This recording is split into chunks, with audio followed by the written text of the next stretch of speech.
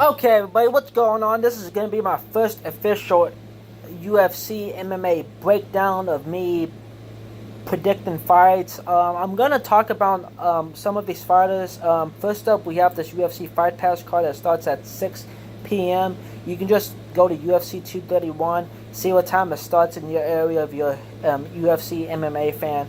Let's go ahead, let's get this video started. I'm going to break down the fights. I'm going to tell you what I think about these fighters. If I've seen them fight, if I haven't seen them fight, I'm not going to really pick a fight. But I'm going to actually pick the guy who I think is going to win. And if I get it wrong, oh well. So let's go ahead and let's get this video started. First up, we have a light heavyweight bout between Devin Clark, who holds a record of 9 wins and 2 losses, against a Serbian upcomer, Aleksander Rakic. I remember seeing Aleksander Rakic fight, and he has he has badass power, and he's also got a chin too. So I actually see it being a very good fight. Devin Clark, I don't know much about him, but I remember seeing him fight Jan Blachowicz, and I think he fought this other guy too, Mag Rodriguez, back in April, and he wrestled Mag Rodriguez to death. So I think he's more of a grappler, but he also had trouble with Mag Rodriguez. I'm going to go ahead and I'm going to go with Aleksander Rakic in this fight. I think he's going to drop Clark and finish him off. Then we got a lightweight bout between Carlos Diego Ferreira against Kyle Nelson. Now, Ferreira holds a record of 13 wins and 2 losses. Kyle Nelson has a win, 12 wins, 1 loss. Carlos is coming off a win over, what's his name? Jared Gordon, becoming the first man to TKO him. And Kyle Nelson is a Canadian native. He, like I said, he holds a record of 12 wins and 1 loss. I'm going to go with Kyle Nelson in this fight. I like Diego Ferreira, but I like that a newcomer is coming in and he can possibly probably be a big star in the future. So we'll see what happens, but I'm going to go with Kyle Nelson. Then next up, we got a welterweight bout between Chad Laprise and Diego Lima. Diego Lima holds a record of 12 wins and 7 losses. He's the brother of former Bellator welterweight champion Douglas Lima, and Chad Laprise is fighting Chad Laprise is 13 wins, 3 losses. Chad Laprise fought on the Ultimate Fighter. Let me look up when he fought. I think it was, I don't believe it was Nations. It might have been. Yeah, it was Nations, and he earned a split decision over Olivier Aubin-Mercier, who's one of my favorite fighters. I see Chad Laprise winning this fight. I think Chad Laprise's boxing is pretty good, and I see him picking up a TKO over Diego Lima. Next up, we got a bantamweight bout between undefeated Brad Katona, who holds a record of 7 wins and no losses, against Matthew Lopez, who has 10 wins and 3 losses. I think this is going to be a very interesting fight. It can possibly still 5 nights, be a sleeper on the card. Katona is going to win this, I think, decision. I think his pressure, his wrestling is going to be much better than Lopez's. Then on the Fox Sports 1 card, we got 4 fights. First up, we're going to start with a middleweight bout, which I'm going to talk a lot about. The first fight we have, like I said, is a middleweight bout between Elias Theodorou. He is the Tough Nations winner also he was the Tough Nations winner. Elias Theodorou, like I said his name, he holds a record of 15 wins, 2 losses, and he's fighting Eryk Anders, who holds a record of 11 wins and 2 losses. Eryk Anders is a favorite of mine. He replies to my messages on Facebook all the time. I'm going to go with Eryk Anders in this fight. I think Elias Theodorou is not a bad fighter, but I think Eryk Anders' pressure is going to get to Theodorou. Anders, I don't know about if Anders is going to be confused by Elias' style, because I think Anders is going to push the pace like he does every fight, and once he finds an opening, he's going to capitalize on it, and once Theodorou is hurt, Anders is going to finish the fight. Then next up, we got a women's flyweight bout between Katlyn Chookagian, who holds a record of 11 wins and 1 loss. Her only loss coming to Liz Carmouche, and she's fighting Jessica Eye, who trains in Cleveland with Stipe Miocic, who's my favorite heavyweight.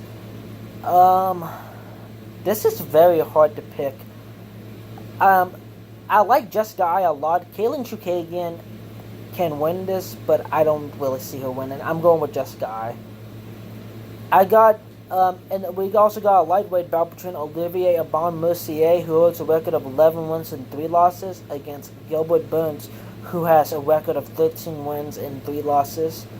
I'm going with Mercier in this fight. I don't think it's going to be a ground match. I think it's going to be a stand-up match. And I think Mercier is going to surprise a lot of people, and I think he's going to stop Gilbert Burns. Then we got a women's strawweight bout between Claudia Gadelha. That's the Americanized version of it, but in the Brazilian it's Claudia Gadelha. She holds a record of 16 wins, 3 losses. She actually fought Joanna Jędrzejczyk twice. Gave her 2 tough fights. Thought she won the first fight, but the judges didn't. Nina Ancherov holds a record of 9 wins and 5 losses.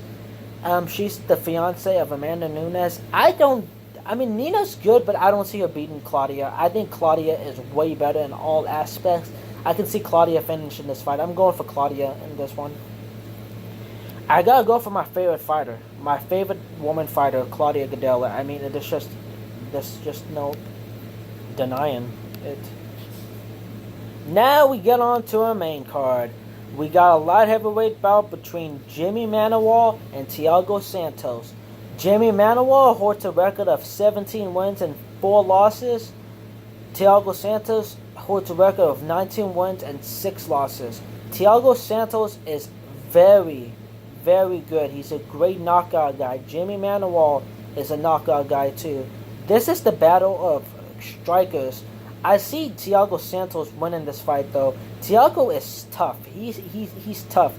Manuwa is tough too, but I think Santos has I think he's more versatile, and I think he can knock Manuwa out. I'm going for Thiago Santos. The next up, a featherweight bout between Hakeem Dawodu, I think that's how you say his name, and Kyle Bochniak. Kyle Bochniak's 8 wins, 3 losses. Hakeem is 8 wins, 1 loss, and 1 draw. I'm going for Hakeem in this fight. Then we got a welterweight bout between Alex Oliveira and Gunnar Nelson. Alex holds a record of 19 wins, 5 losses, 1 draw, 2 no contest. Gunnar Nelson has a win of 16 wins, 3 losses, and 1 draw. I see Gunnar Nelson winning this fight. I think he's going to get back on track against someone like Alex Oliveira. It's going to be a war because Oliveira's not going down without the fight, but I see Nelson picking it up. Valentina Shevchenko against Joanna Jędrzejczyk. It's for the vacant flyweight title. I'm going to go with Valentina in this one. She holds a record of 15 wins and 3 losses, and Johanna holds a record of 15 wins and 2 losses. Yeah, I'm going for Valentina in this fight. She's beaten Johanna 3 times in Muay Thai, and I can't go against my favorite, my favorite woman bantamweight fighter. Valentina and Claudia, my 2 favorite female fighters. So yeah, I'm going with Valentina in this one. Then,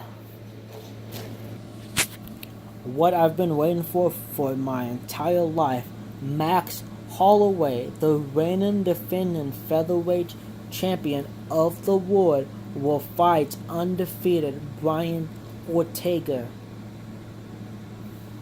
Oh shit. Now, this fight was originally supposed to happen in July, the 4th of July weekend. Max Holloway pulled out due to concussion-like symptoms. They said it was water poisoning. Max Holloway holds a record of 19 wins and 3 losses. Like I said, Brian Ortega has never, ever lost.